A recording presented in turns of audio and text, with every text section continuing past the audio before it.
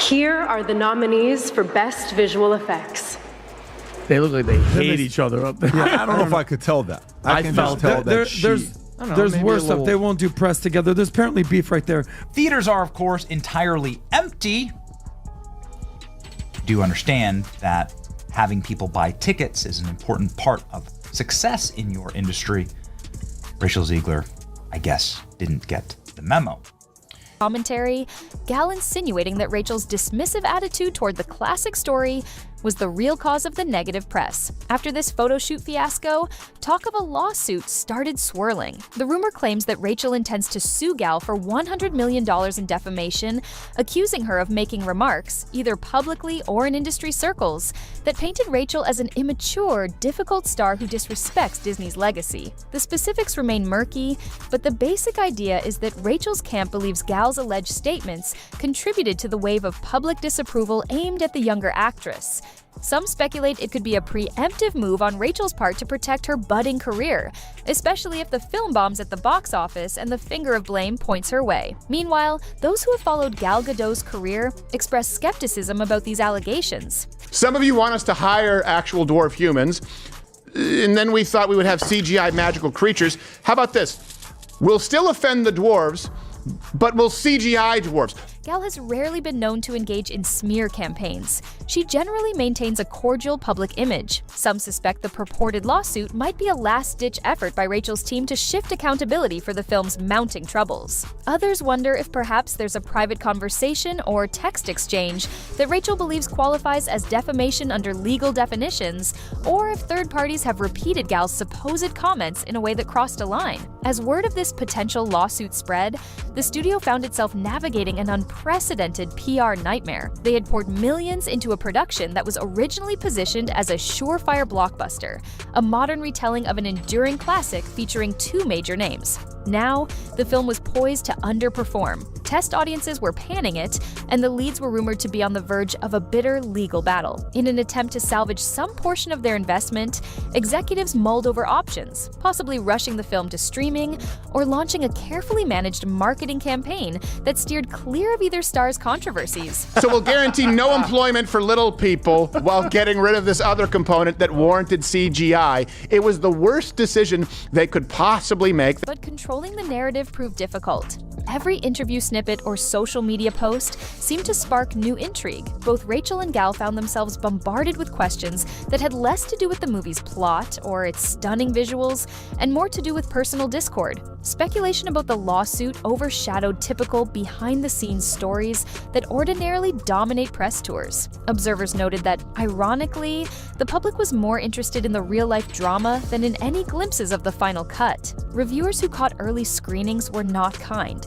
They described a movie struggling to find its identity, an occasional attempt at whimsical charm, but weighed down by forced references to modern sensibilities. The comedic bits were said to be oddly timed, the emotional beats unconvincing. Even the iconic musical components, something Disney fans normally look forward to, reportedly fell flat because of an inconsistent tone. They did this before all this beef.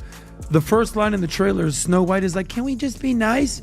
And the queen, the evil queen, goes, "I don't remember you being so opinionated." All the while, the overshadowing tension between Snow White and the evil queen made it impossible to suspend disbelief.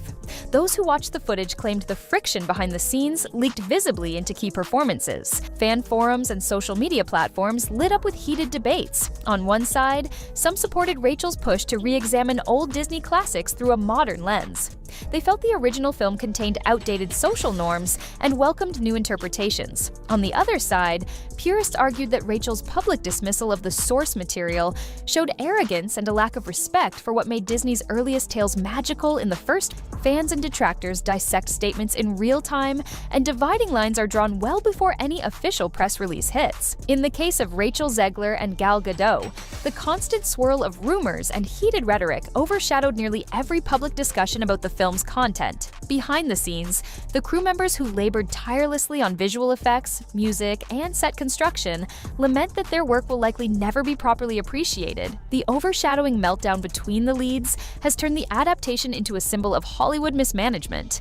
Despite some truly breathtaking sequences, reports mention a reimagined forest scene that's visually stunning, the negativity swirling around the two stars has tainted everything. Many on the production staff simply want the drama to end so they can move on to other projects. Meanwhile, Rachel Zegler's once bright star faces a precarious road ahead.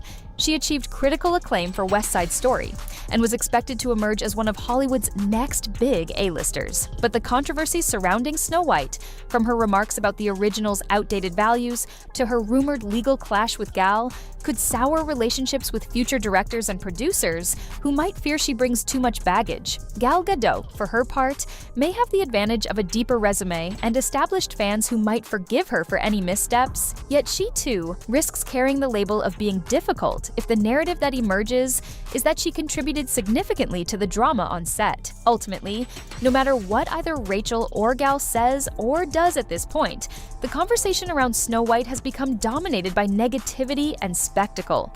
Even if some critics argue that the final cut has moments of brilliance, beautiful cinematography, strong supporting roles, or an inspired musical sequence, these positives are overshadowed by an avalanche of bad press.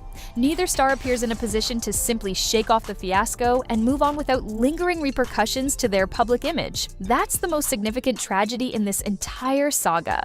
The potential that was there, on paper, when Disney first announced the project. A talented up-and-comer like Rachel Zegler, fresh from Spielberg's West Side Story, paired with the well-established Gal Gadot, recognized worldwide for her iconic Wonder Woman. A chance to reintroduce a fairy tale classic to a new generation, combining modern sensitivity with timeless storytelling. Instead, audiences got a spectacle of behind-the-scenes strife, ballooning production costs, underwhelming previews, and talk of a mammoth defamation lawsuit overshadowing the movie itself. Whether future generations will look back on this adaptation and treat it as a curious footnote or a full-blown cautionary case remains to be seen. But for now, one thing is certain, the name Snow White no longer conjures up just a simple tale of innocence, dwarfs, and a singing princess. Instead, it has become emblematic of how quickly even Disney's mightiest brands can veer off track when controversies and inflated budgets collide. The rumored legal clash between Rachel Zegler and Gal Gadot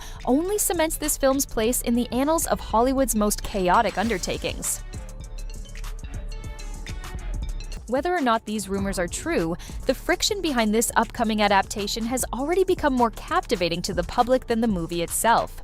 The seeds of conflict were allegedly planted early in the production cycle, long before cameras started rolling. Some insiders claim that from the moment Rachel Zegler was tapped to play Disney's first princess, the studio poured resources into amplifying her presence, seeing her as a fresh face who could resonate with young audiences. And that's apart from all of the political controversy started by the actress. So the movie had all kinds of problems creatively and conceptually.